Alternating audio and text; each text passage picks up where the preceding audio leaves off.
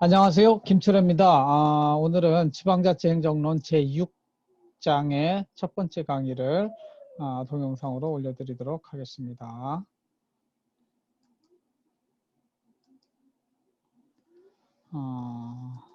6장은 지방정부는 어떻게 구성되는가 에 대한 제목을 가지고 있는데요. 지방정부의 집행부와 그 다음에 지방의회, 입법부에 대한 이야기들을 좀 살펴보도록 하겠습니다. 이 그림은 다시 한번 말씀을 드리면 이 초록색 동그라미가 대한민국이고 그 안에 대한민국 안에는 5천만 명이 살고 있죠. 사람으로 따지면 그 안에 세모의 정부가 있습니다. 이 정부 안에는 공무원 110만 명, 공기업, 중앙공기업, 지방공기업 합쳐서 한 50만 명, 150만 명 정도가 이 안에 있고 나머지 바깥에는 민간인들이 사는 거죠. 이 민간인들이 사는 영역은 시장과 시민사회로 나뉠 수 있어서 보통 이제 대한민국을 우리 행정학에서는 시장, 정부, 시민사회로 구성된다고 이야기를 하고 있습니다. 그래서 중앙정부 이야기 한번 살펴봤고요. 지방정부도 살펴봤는데 오늘은 특별히 지방정부가 어떻게 구성되는가, 즉 실제로는 이제 국민 주권주의 하에서는 국민이 주인인데 국민이 사회계약을 통해서 정부를 만들고 주민이 또 중앙정부는 어디라고 그랬어요? 휴전선부터 제주도까지, 독도에서 백령도까지 우리나라 전체를 다스리는 일을 하는 게 중앙정부고, 지방정부는 대전시 또는 대덕구처럼 일정한 지역, 중앙정부를 구성하는 일정 지역의 주민들이 스스로 자치단체장, 대전시장, 대덕구청장을 뽑고 또 지방의원들을 뽑고, 그래서 그 지방 지역을 통치할 수 있도록 해주는 것이죠. 그래서 이 지방정부가 어떻게 구성되는지 한번 살펴보도록 하겠습니다.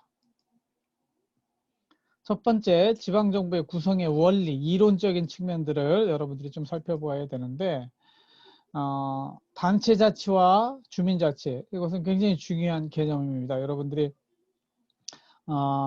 지방자치 행정론을 배우면서 이 개념을 명확하게, 제가 다시 말씀을 드리면 단체자치는 탑다운이다. 위에서부터 내려오는, 즉 중앙정부로부터 지방정부에게 권한을 어떻게 해요? 나눠주는 것, 분권의 의미로 쓰이는 게 단체자치고, 주민자치는 뭐라고요? 주민, 밑으로부터 올라가는 탑다운이다. 그러니까 주민이 얼마나 직접적으로 지방 정치에 참여하는지 여부를 따지는 것이 주민자치다. 이렇게 이해를, 기본적으로 이거는 탑다운, 바텀업 이렇게 이야기하면 되겠습니다. 그래서 이 원리를 알아야 돼요. 우리나라에는 지금 지방 분권 이야기하는 거는 단체자치 이론 측면에서의 지방 분권을 이야기하는 거예요. 반면에 주민참여예산제도라든가 뭐 타운 미팅이라든가 이런 제가 주장하는 직접 민주주의형 주민자치는 요거는 아래로부터 올라오는 주민자치에 대한 이론으로부터 출발합니다. 국가적인 측면에서도 단체자치는 프랑스, 독일 이런 대륙계 국가에서 시작한 관심이 있고 우리나라, 일본, 우리나라를 거쳐서 이렇게 관심이 있는 주제인 반면에 주민자치는 영국, 영미계 국가, 영국, 미국 등 영미계 국가, 기본적으로 민주주의가 바텀업, 풀뿌리 민주주의로 이루어지는 나라들에게서 더 관심이 있고, 사실은 우리나라에서도 이 부분이 사실은 지방자치의 핵심이 되어야 된다. 이런 운동들이 일어나고 있습니다. 다시 한번 살펴보면 단체자치는 중앙정부가 보유한 지방정부에 대한 권한을, 그러니까 이걸로 따지면 모든 권한을 국가가 가지고 있는데, 국가 즉 중앙정부가 가지고 있는데 중앙정부가 가지고 있는 권한을 지방에 나눠주는 거죠. 그래서 분권화 이렇게 써놨잖아요. 이런 분권의 개념에서 살펴보는 자치를 단체자치라고 한다. 이 단체라고 하는 건 지방자치 단체라고 부르죠. 그러니까 원래는 지방정부라고 하는 게 정부론에서는 더 맞는데, 단체자치 입장에서는 국가가 있고 국가 밑에 지방자치 단체가 있다고 보기 때문에 명칭도 단체자치 이렇게 부릅니다. 그래서 독일이나 프랑스의 지방자치, 즉 중앙집권형 민족국가를 형성했던 나라에서 관심이 있고, 키 컨셉은 지방 분권이고, 그래서 이런 나라들의 특징은 집행기관, 즉 대전시장이 대전시의회보다 훨씬 더 힘이 센 대립형이며 통합형의 이런 국가들의 특징이라 볼 수 있습니다. 그래서 집행기관이 훨씬 더 입법부, 사법부, 행정부가 있다고 그랬을 때 행정부가 좀 더 센 거죠. 우리나라는 전반적으로 국가, 중앙정부에서도 집행기관, 행정부, 대통령이 더 세고 국회보다, 지방정부에서도 당연히 대전시장이 대전시의회보다 훨씬 더 센 그런 형태를 취하고 있습니다. 그래서 우리나라로 따지면 대통령 소속 자치분권위원회가 있어서 이 지방분권을 실현하기 위한 다양한 정책들을 펼치고 있습니다. 그리고 이것이 문재인 정부 입장에서 지방분권이 굉장히 중요한 국정과제 중에 하나로 취급되고 있습니다. 그 다음에 주민자치라고 하면 지방정부의 주민이 얼마나 참여하여 자주적으로 사무를 처리하는가에 초점이 맞춰 있습니다. 영미계 국가에서 관심을 가지고 있었던 것이고, 키 컨셉은 여기는 지방 분권이라고 하면 여기는 주민 참여가 되겠습니다.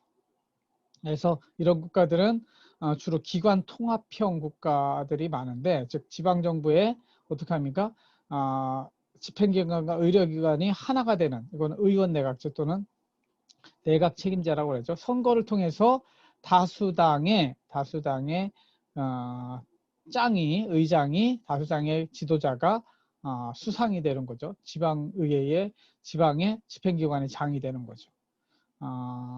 일본 같은 경우에는 이제 내각 책임제를 국가에서 아베가 요즘 물러나고 또 스가라는 사람이 국무총리가 됐는데, 즉 선거를 통해서 다수당의 당수가 요 집행기관 시장이 되는 것이죠. 지방에서 따지자면. 근데 이런 형태가 많고, 우리나라에서는 자치분권위원회에서 지방분권 정책을 취시하는 게 단체자치고, 주민자치위원회, 주민참여예산제도와 같이 주민이 직접 참여해서 지방의 사무를 처리하는 이런 일들에 관심을 두는 관점이 주민자치다. 그래서 여러분들은 단체자치와 주민자치가 이념적으로 또는 이론적으로 어떻게 다른지를 충실히 파악하고 계셔야 된다고 생각이 됩니다. 그 다음에 아까 이야기한 집행기관, 단체장, 즉 대전시로 따지면 대전시장과 지방의회, 의결기관이라고 그래요. 지방의회는 어떤 관계인가? 이 관계에 대해서도 이렇게 기관 대립형, 기관 통합형, 절충형 이런 이론적인 논의가 있습니다. 그래서 지방정부에서도 권력 분리, 상권 분립이 필요한데 중앙정부에는 입법, 사법, 행정으로 나뉘잖아요. 그러나 우리나라는 사법이라고 하는 것은 분권이 되어 있지 않습니다. 이거는 국가 전체의 내셔널, 유니버설한 서비스이기 때문에 국가 전체의 동일한 법을, 즉 미국같이 연방국가에서는 사법도 지방정부에서 합니다. 그러나 우리나라는 입법과 행정만을 가지고 하기 때문에 이제 이권 분립이 되어 있고, 입법부, 사법부. 그러니까 입법은 지방의회, 행정부는 시장, 군수, 도지사, 이게 행정 업무를 담당하는 사람입니다. 그래서 이론적으로 기관 대립형이라고 하는 개념은 이 두 기관, 즉 입법기관인 지방의회와 행정기관인 시장이 서로 대립하며 견제와 균형을 하도록 시스템을 만드는 거죠. 그래서 시장 따로 뽑고, 그 다음에 의회, 지방의회 의원 따로 뽑고, 그래서 이거는 서로 기관이 견제와 균형, 체크 앤 밸런스를 가질 수 있도록 하는 게 기관 대립형이라고 한다. 그래서 실제 이제 우리나라에서는 대통령 따로 뽑고 국회의원 따로 뽑잖아요. 그래서 원래 국회의 기능은 대통령을 견제하는 기능이에요. 우리나라는 국회가 또 양당으로 나눠가지고 여당은 완전히 대통령 밑에 들어가 있고, 그리고 야당만 대통령을 견제하는데, 원래 대통령제 하에 기관 대립형 구조는 대통령이 누가 되든 국회는 대통령을 견제하는 역할을 하는 것이죠. 그래서 행정부에 대한 통제 기능이 국회의 가장 중요한 기능인데, 우리는 실질적으로 그런 기능이 요즘 사라진 그런 측면이 없지 않아 있습니다. 그래서 실제 헌법과 국회법을 보면은 국회는 법을 만들고 행정부에 대해서 국정감사를 하고 청문회를 하고 예산 심의를 하도록 이렇게 되어 있습니다. 미국 같으면 예산도 국회가 실제 만들고 통과를 시키고 예산 편성까지 할 수 있도록 이렇게, 물론 실제 행정부가 하지만 법적으로는 예산도 국회가 전적으로 담당하는 걸로 되어 있습니다. 지방정부 차원에서도 지방의회와 집행기관에 대해서 지방의회가 견제와 균형을 가지고 통제할 수 있도록 된 조례제정권, 입법에 해당하는 게 지방정부에서는 조례라고 합니다. 조례제정권, 예산안 심의하고 통과시켜주는 거, 그 다음에 자치단체 장이 잘하고 있는지 못하고 있는지 잘못한 문제에 대해서는 청문회를 개최하고, 이런 것들이 지방정부가 가지고 있는 집행장에 대한, 단체장에 대한 통제 기능이라고 할 수가 있습니다. 그래서 이렇게 단체장 따로 뽑고 집행기관 따로 뽑고 지방의회 의원 따로 뽑아서 서로 견제하고 좀 균형을 이루는 체크앤밸런스 체제를 가져가게 하는 것을 기관 대립형 또는 이 집행기관을 임명한다고 해서 수장형 이렇게 이야기도 합니다. 그 다음에 기관 통합형, 이건 통합이라고 하는 것은 의결기관인 의회와 집행기관인 단체장이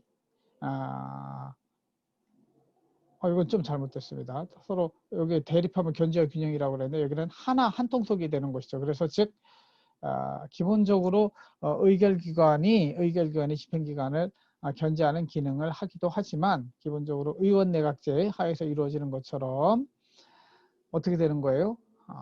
다수당의 대표가 중앙정부에서는 수상인, 일본과 같은 나라입니다. 영국도 그렇습니다. 전 세계의 많은 나라들은 사실상 의원 내각제를 채택하고 있고 기관 대립형 형태의 중앙정부가 대통령제를 취하고 있는 나라는 오히려 특수한 나라들입니다. 미국과 우리나라와 필리핀이나 몇 개 나라밖에 안 돼요. 나머지는 다 이 민주주의 원리에 더 적합하기 때문에 의원 내각제를 선택하고 있어요. 우리나라는 저 북한이 위에 있기 때문에 신속한 결정이 필요하다고 그래서 대통령제를 선택하고 있다고 볼 수 있습니다. 아무튼 그래서 다수당의 대표가 선거에서 승리한 다수당의 대표가 수상을 차지하는 것이죠. 그래서 선거 때마다 뭐가 바뀌는 거예요? 내각이 바뀌는 거예요. 행정부가 바뀌는 거예요. 그래서 이 안에도 이제 견제와 균형의 원리는 수상은 의회를 해산할 수 있는 의회 해산권을 가집니다. 반대로 의회는 내각을 불신임할 수 있는 그런 권한을 가져서 이 안에서 견제와 균형이 이루어지도록 하는 시스템이라고 볼 수 있습니다. 그래서 여기는 이제 이 부분이 좀 잘못됐어요. 여기 똑같은 걸 가져와서 그런데 의결기관과 집행기관이 서로 통합된 형태로 유지되는 것을 기관통합형이라 한다. 이렇게 이해하시면 되겠습니다. 제가 실제 수업 슬라이드에서는 이거 바꿀 수 있으면 바꾸도록 이렇게 해보겠습니다. 그 다음에 절충형이라는 게 있습니다. 그러니까 기관이 입법부와 행정부 사이에 대립하는 형, 통합된 내각 책임제형과 함께 절충형이 있는데 이렇게 서로 완전히 통합된 형태도 아니고 서로 대립하게 하는 형태도 아닌 중간 형태라고 할 수 있죠. 북유럽의 참사회형을 들 수 있습니다. 이제 북유럽이라고 하면 덴마크, 노르웨이, 스웨덴, 핀란드 이런 나라들을 말하죠. 그 나라들은 지방정부 구성을 어떻게 하느냐? 카운슬로 합니다. 그래서 이런 소위 집행기관의 장을 한 명으로 임명하는 것이 아니라 카운셀 가지고 위원회로 만드는 거죠. 집행위원회 이렇게 만들고 집행위원회의 장은 돌아가면서 하되 최종 결정은 고독한 시장 혼자서, 대통령 혼자서 하는 게 아니고 집행위원회의 표결로 하게 되어 있습니다. 위원회로.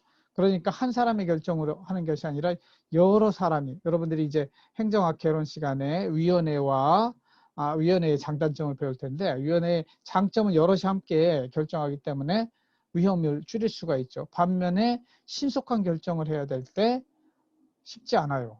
사람의 의견이 다를 때. 또 어떻습니까?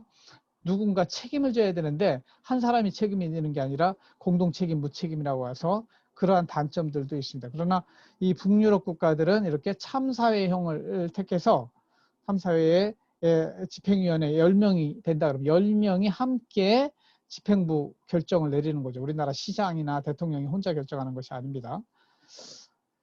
그 미국의 주민총회라고 하는 것이 있는데 이거는 뭐냐면 미국 식민지 초기에 전체 주민들이 함께 모여서 의사결정을 하는 겁니다. 저는 이 형태로 가야 진정한 민주주의다. 일본의 정촌 총회도 마찬가지입니다. 이게 다 총회의 개념이 뭐냐면 선거권을 가진 모든 사람이 모여서 결정을 해야 된다. 이런 입장입니다.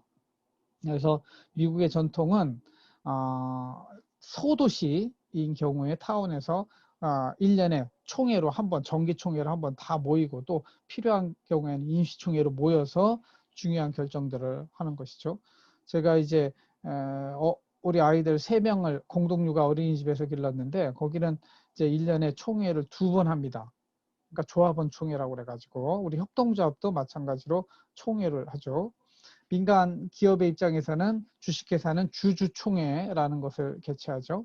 그래서 아무튼 이 지역 주민들의 총회를 통해서 중요한 결정을 하고 요즘은 이제 대의민주제가 미국도 다 들어와 가지고 주민총회라고 하는 개념보다는 그냥 다 이제 우리 미국은 주마다 조금씩 다르지만 대리평이나 이런 2가지 형태 중에 하나를 취하고 있지만 아직도 타운홀 미팅이라고 해가지고 타운 미팅을 좀 계승하는 측면에서 시장이 그 시 전체 타운홀을 개방해가지고 주민들 다 들어오라고 그래서 주민들의 의견을 듣는 그러나 공식화된 그런 절차는 아니고 예전에는 이게 공식화된 주민총회가 가장 큰 권한을 가진 거였습니다. 그러나 지금은 그냥 그 시장이 한번 행사로 그런 타운홀 미팅이라고 하는 걸 갔는데 좀 예전에 주민총회를 조금이라도 계승하고자 하는 노력들이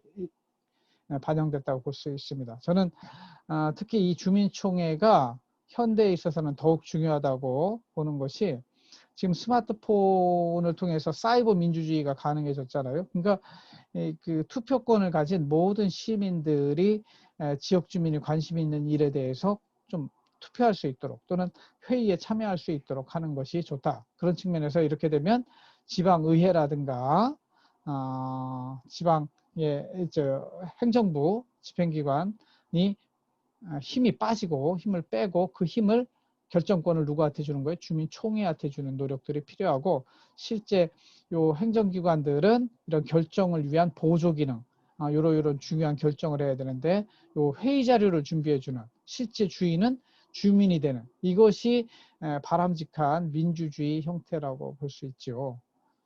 이게 안 되면 최소한 이런 형태라도 그 지역 주민들이 참사회를 이루어가지고 참사회 카운실 안에서 서로 논의하도록 하는 이런 작업도 필요하고 일본의 정촌 총회 아주 결국 여기선 어떻게 가야 되냐면 주민총회나 총회 이런 형태로 가려면 주민자치 단위가 작아져야 돼요. 즉 한 몇백 명이나 많아봤자 몇천 명 단위로 좀 쪼개져서 실제 민주주의를 학습하고 주민들에게 필요한 것들을 직접 참여해서 결정할 수 있도록 하는 그런 시스템으로 저는 민주주의가 가야 되고 요즘은 이런 논의를 뭘로 하고 있냐면 마을자치라는 개념으로 하고 있어요. 각자가 그 생활 중심으로 마을을 만들고 저는 그 마을이 협동조합이 되었으면 좋겠다는 거죠. 공동체, 협동조합 공동체가 돼가지고 일종의 조합원으로서 그 필요한 것들을 총회에서 결정하고 그것들을 함께 좀 논의하고 이런 측면에서 좀 재미도 있어요. 그러려면 사실은 조금 여유가 있어야 되죠. 민주주의가 되려면 여유가 있어야 돼요. 어떤 여유가 있어야 되냐면 생각할 시간의 여유가 있어야 돼요. 맨날 돈 벌려고 하루 종일 지쳐있는 사람이 어떻게 민주주의 주인 행사를 할 수 있겠어요. 그런 측면에서 좀 요즘 그 생산성 기계들이 많이 발달해서 좀 그 인간의 일을 기계가 할 수 있는데 중요한 건 뭐냐면 자본주의 하에서는 모든 부를 자본이 가져가게 돼 있고 인간들은 할 일이 없어지는 그런 측면들이 있습니다. 그래서 사실은 좀 자본가들을 좀 이렇게 어떻게 해야 될까요? 좀 뭐라 그럴까, 순화를 하든지 아니면은 이 공동체 속에서 그렇게 돈만 추구하는 자본가들은 쫓아내고 우리끼리 자본가 없이 잘 살 수 있는 사회를 만들려는 노력이 필요합니다. 정말로 앞으로 여러분들 맥도날드를 가든 어디 커피숍을 가든 베스킨 라빈스를 가도 다 스탠드, 이제 옛날 사람 하던 일을 다 기계가 하고 있잖아요. 그만큼 일자리들이 없어지는 것이고 일자리가 없는 사람은 소득이 없기 때문에 생활에 굉장히 어려움을 겪게 될 수밖에 없습니다. 그런 사회 속에서 민주주의 정말 쉽지 않습니다. 그래서 지금 기계의 발전으로 생산성이 올라간 거를 인간들에게 좀 골고루 나눠줄 수 있는 그런 사회를 만들지 않는 한 정말로 자본가들이 좀 모든 돈을 가져가게 되는 빈부격차가 엄청 심해지는 사회로 갈 수 있는데, 우리는 그 자본을 거부하고 우리 공동체를 만들어서 공동체 안에서 좀 서로의 일을 하면서 시간의 여유도 갖고 또 생각할 시간도 갖고 그러면서 이런 총회에서 함께 논의하면서, 이 민주주의라고 하는 거는 learning by experience, 학습을 통해서 나아가는데 뭐냐면 경험을 통해서 의사결정에 직접 참여해 봄으로 인해서 이 결정을 했더니 이런 효과가 나고 이런 결정을 했더니 이런 효과가 나니까 다음에는 이렇게 해야 되겠구나, 이런 것들을 경험함으로써 민주주의가 발전하는 것이지, 그냥 우리 대통령이 다 해라, 시장이 다 해라, 우리 국회의원이 다 해라 이렇게 맡기는 것보다는 시민들이 직접 참여할 수 있는, 특히 이제 공간적으로 이렇게 큰 뭐 홀에서 만나지 않는다 하더라도 지금은 사이버상에서 얼마든지 만날 수 있기 때문에 그런 식으로 민주주의가 발전해 가야 되지 않는가, 이런 생각을 가지고 있고, 그런 측면에서 이 민주주의의 단위, 지방자치의 단위도 생활자치 중심으로, 마을자치 중심으로 작아질 필요가 있다, 이런 주장을 저는 늘 하고 있습니다. 다음 시간에는 지방정부의 집행기관에 대해서 살펴보겠는데요. 그래서 이제 이 앞에서 이런 이론적인 이야기를 좀 하느라고 시간을 썼고요. 다음 시간에는 집행기관인 시장, 대전시로든 대전시장이 어떻게 구성되는가, 또 대전시의회가 어떻게 구성되는가, 그거 가지고 함께 나눠보도록 하겠습니다. 제가 이게 뭐 전체 양을 어떻게 조절해야 될지 몰라가지고 조금 이번 강의는 일찍 끝내도록 하겠습니다. 다음 강의 때 조금 길게 할 것 같아요. 이상으로 제6장 지방정부는 어떻게 구성되는가 제1절에 대한 제1강에 대한 강의를 마치도록 하겠습니다. 들어주셔서 감사합니다.